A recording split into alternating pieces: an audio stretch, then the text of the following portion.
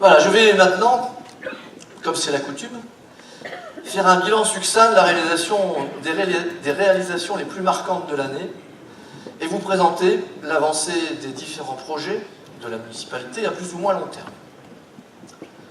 Après la médiathèque du Carin en novembre 2013, après l'Is Arena où nous sommes aujourd'hui en septembre 2014, c'est la tannerie qui a été inaugurée en mai dernier.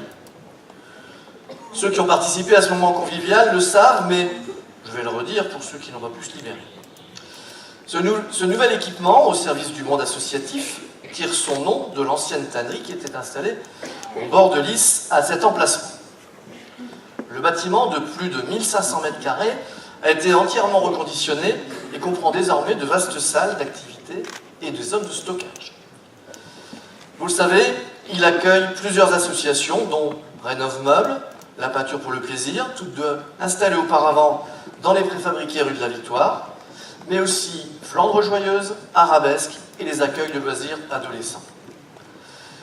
Cette réalisation, qui s'inscrit dans la politique de soutien et de développement de la vie associative, permet également, et je l'ai déjà dit, c'est important de le souligner, de contribuer à la résorption des dernières friches industrielles et commerciales sur le territoire communal. Il permet également de libérer les préfabriqués de la rue de la Victoire, aujourd'hui obsolètes et qu'il faut démolir. J'y reviendrai. Autre grand chantier qui, lui, n'est pas encore achevé, mais qui devrait l'être dans les mois qui viennent. Son inauguration est prévue pour les Journées européennes du patrimoine. Je parle évidemment de la rénovation de l'église Saint-Chrysole, débutée en 2011. Et oui, presque 6 ans déjà. C'est pour ça que vous avez sans doute l'impression que je me répète. Mais cette opération représente un coût total qui avoisine les 7 millions d'euros. Elle mérite donc d'être citée chaque année. Elle est soutenue par l'État, et je croise régulièrement les doigts pour qu'il tienne son engagement de subvention. À ce jour, la ville a perçu 2 555 600 environ euros et en attend encore plus de 445 000. La 5e tranche et dernière tranche de ce chantier, qui, comme je viens de vous le dire, est en train de se terminer, s'élève à plus d'1 million d'euros. Elle concerne la rénovation de la sacristie et de la chapelle de semaine.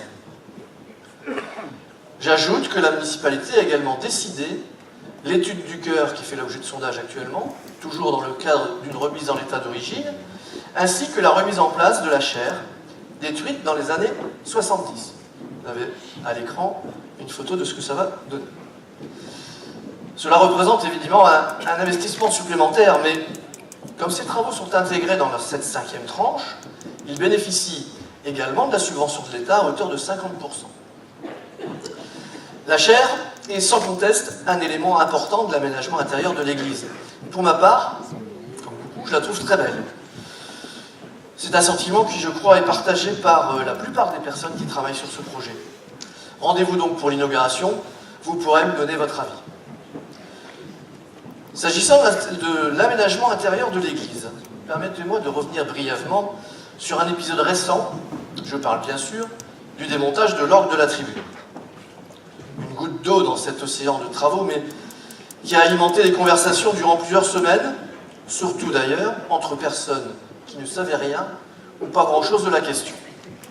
Donc l'orgue de l'église a été démontée cet été, au démarrage de cette dernière tranche de travaux. Comme j'ai déjà eu l'occasion de le dire, cet instrument qui datait du milieu des années 30, sans intérêt esthétique, sans rien de remarquable, ne fonctionnait plus, et ce, malgré l'entretien régulier dont il avait fait l'objet au fil des années, et bien qu'il ait été parfaitement protégé lors des travaux de restauration de l'église. Il n'y avait donc pas préméditation. Toutefois, malgré ces précautions, il ne fonctionnait plus. Nous avons donc consulté différents facteurs d'orgue, des organistes. Ils ont donc été sollicités, ils ont tous été unanimes, et ils ont conclu à cette évolution pure et simple, rien ne pouvant être conservé selon eux. J'ajoute que le travail n'a été réalisé qu'une fois obtenu l'avis de l'utilisateur, de l'association paroissiale et du représentant du diocèse qui ont tous validé cette proposition.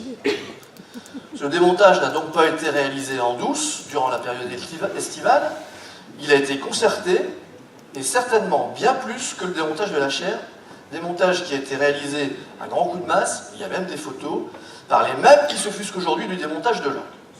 Cette chaire faisait pourtant partie intégrante de l'œuvre de Don Bello, contrairement à l'orgue, et à mon avis, elle mérite d'être restituée.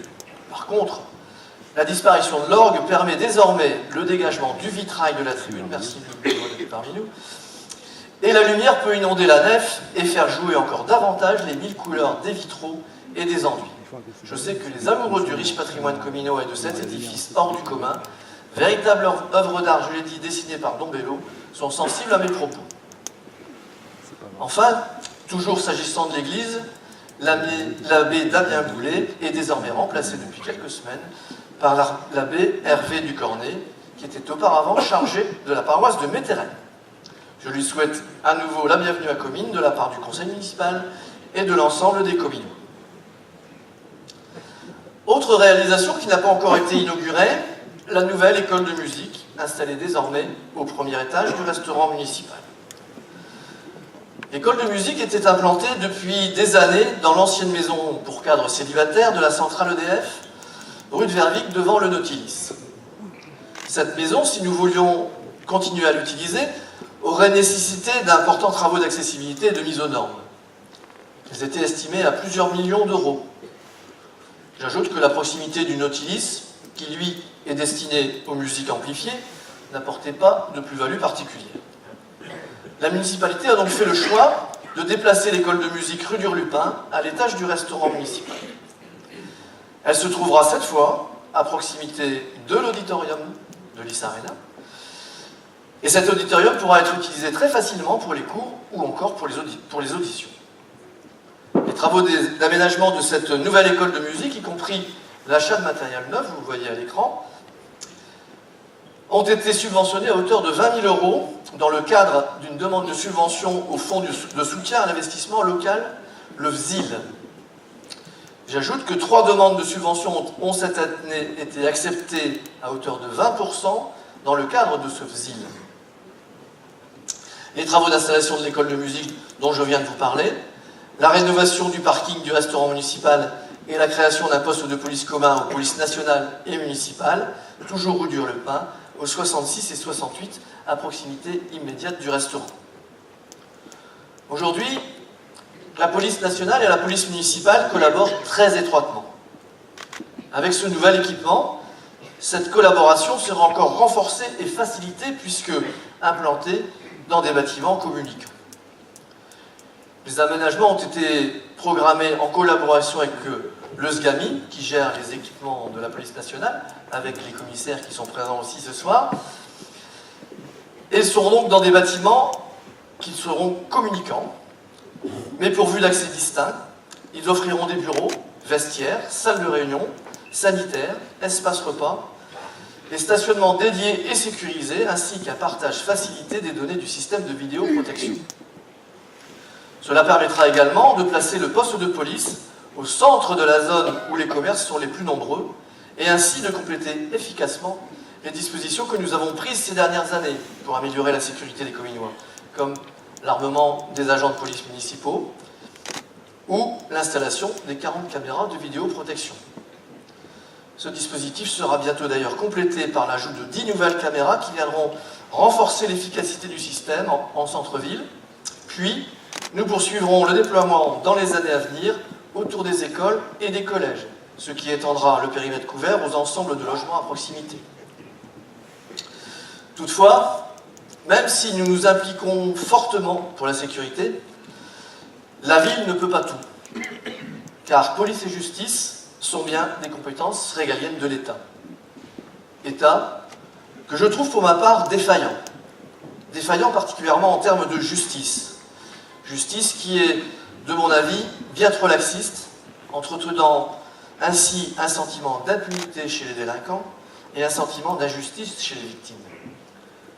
L'état de droit, oui, mais il doit d'abord s'appliquer aux victimes et seulement ensuite aux délinquants. J'en profite pour saluer nos forces de police, l'armée, les douanes pour leur implication dans notre protection face à la menace d'attentats qui pèse sur notre pays. Dans cette situation qui va perdurer, je pense évidemment aux victimes de ces barbares. Mais j'insiste pour redire mon attachement au maintien de nos manifestations. Malgré l'état d'urgence qui se prolonge, nous ne devons pas céder aux menaces. Donc encore merci aux forces de l'ordre, aux pompiers, à la protection civile qui nous accompagne de manière très impliquée dans la réussite de nos programmes. Un autre grand projet, conduit cette fois en collaboration avec les services de la métropole européenne de Lille, l'aménagement de la Grand Place, une des dernières de la métropole à n'avoir pas été refaite. L'étude est en cours pour ce projet qui donnera incontestablement un nouveau visage au centre-ville. Il devra mettre en valeur nos deux monuments et les façades qu'il aborde. Il renforcera, je l'espère, l'attractivité de notre commune. À ce jour, les choix définitifs ne sont pas arrêtés. Je vous précise toutefois que j'ai conditionné ce projet à plusieurs impératifs. Tout d'abord, un nombre de stationnements au moins égal à celui d'aujourd'hui. Ensuite, l'obligation de pouvoir organiser sur la place les diverses manifestations telles que la fête des louches, les fêtes foraines, les divers marchés du lundi matin, de Noël, de la Saint-Jean, etc., etc. Et ce, qu'elles soient pourvues ou non d'une fontaine. Je vois un avantage majeur à cet aménagement, car le report du stationnement en périphérie libérera l'espace entre les deux monuments. Et l'installation des fêtes et autres marchés sur la place ne perturbera plus le stationnement. Les riverains pourront donc se garer comme d'habitude lors du marché de Noël ou du lundi par exemple. Et puis, rêvons un peu, pourquoi pas grâce à cet aménagement, voir l'implantation d'un bar, d'une brasserie, d'un salon de thé par exemple, à la place du magasin Oxygène qui déménage.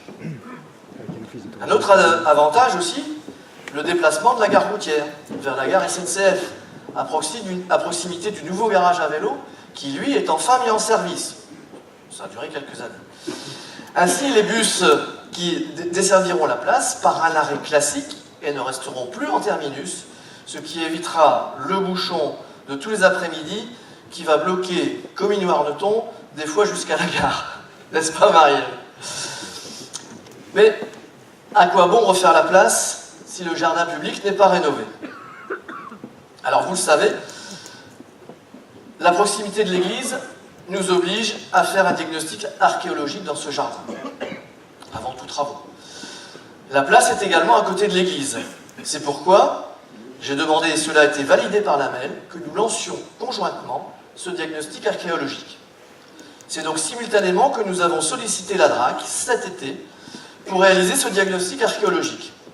Dès qu'il sera réalisé, nous pourrons entreprendre la rénovation du kiosque, l'implantation de jeux pour les enfants, refaire les allées, etc., etc. Vous le voyez, le travail pour cette grande place est encore important, mais une fois finalisé, ce beau projet majeur pour le centre-ville vous sera présenté dans le cadre d'une réunion publique avec tous les plans et tous les détails afin que chacun puisse s'approprier ce nouvel espace. Un autre projet d'ampleur concernant la voirie est actuellement en cours de réalisation rue de Vervic. Il a été initié en 2013 avec un premier tronçon rue des Trois Ballots et il a pour but de donner un caractère urbain à cet axe, de sécuriser la circulation tout en réduisant la vitesse qui est souvent excessive. Il permettra également de revoir l'assainissement, l'éclairage public et le stationnement qui sera matérialisé en site propre. Je le dis ce soir car ces travaux devraient durer 18 mois. Et vous comprenez maintenant tout l'intérêt du sens interdit de la rue du Château. Rue qui, sans cela, aurait dû supporter tout le trafic venant de Vervic. Il faudra, c'est sûr, s'armer de patience car 18 mois, c'est long sur une telle artère. Enfin, dernier projet qui devrait voir le jour d'ici la fin du mandat, la réhabilitation du groupe scolaire Brel-Brassens. Si dans un premier temps, il avait été envisagé une reconstruction complète des bâtiments, l'évolution des capacités financières de la ville, la prise en compte de la baisse sensible et régulière des effectifs scolaires, la sous-occupation des locaux et les résultats des études préalables nous ont conduit à opter pour le regroupement des deux écoles dans le bâtiment Brel, après son réaménagement complet bien sûr. Cette opération, décidée avec l'assentiment des instances de l'éducation nationale, des conseils des maîtres et des représentants de parents d'élèves, respectera la spécificité de l'école maternelle qui sera implantée au rez-de-chaussée et verra l'installation de l'école primaire à l'étage après la création d'un ascenseur. Elle permettra également de créer un bâtiment d'accueil avec une entrée pour la maternelle, une entrée pour la primaire, de créer des locaux administratifs, les sanitaires, les préaux et les cours spécifiques. Le choix du maître d'œuvre qui décidera le projet, qui n'est pas encore dessiné, mais le choix du maître d'œuvre qui décidera ce projet devra être entériné ce mois-ci.